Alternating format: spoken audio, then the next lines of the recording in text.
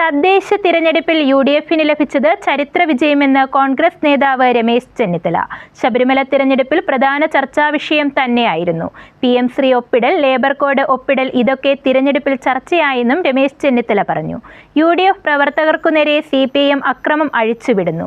നരേന്ദ്രമോദിയെയോ അമിത്ഷായെയോ വിമർശിക്കാത്ത മുഖ്യമന്ത്രിയുടെ നടപടിയും ചർച്ചയായി. ജനവധിയെ അട്ടിമറിക്കുവാനുള്ള നടപടി ഉണ്ടാകില്ല. BJPയെ അകറ്റി നിർത്താൻ CPIMുമായി ധാരണ ഒന്നും ആലോചിക്കുന്നില്ലെന്നും രമേശ് ചെന്നിത്തല വ്യക്തമാക്കി.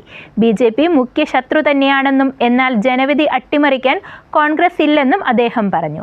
മറ്റെന്തെങ്കിലും ഉണ്ടെങ്കിൽ പാർട്ടി ചർച്ച ചെയ്ത് തീരുമാനിക്കുമെന്നും അദ്ദേഹം കൂട്ടിച്ചേർത്തു. പ്രതിയെ അറസ്റ്റ് ചെയ്തു കഴിഞ്ഞാൽ പിന്നെ തൊണ്ടി മുതൽ കണ്ടെത്തുക എന്നുള്ളതാണ്. റിക്കവറി ഉണ്ടാകേണ്ടതാണ്. എന്തുകൊണ്ട് റിക്കവറി ഉണ്ടാകുന്നില്ല? ഇന്നലെ ഞാൻ SITയുടെ മുമ്പിൽ മൊഴി കൊടുത്തത് ഏറ്റവും പ്രധാനപ്പെട്ട ഒരു കാര്യം അത് തന്നെയായിരുന്നു. എവിടെ ഈ സ്വർണം എവിടെ പോയി? എന്തുകൊണ്ട് ഇത് റിക്കവറി ചെയ്യുന്നില്ല? അതാണ് ഏറ്റവും സംശയാസ്പദമായ ഒരു കാര്യം. അന്താരാഷ്ട്ര ആന്റിക്സ് മാർക്കറ്റിൽ കോടാനുകോടി രൂപയുടെ വില വരുന്ന ഈ സ്വർണം എവിടെ പോയി എന്നുള്ളതാണ് ഏറ്റവും പ്രധാനപ്പെട്ടത്. അതുകൊണ്ട് കോടതിയുടെ മേൽനോട്ടത്തിൽ നടക്കുന്ന ഒരു അന്വേഷണമാണ്.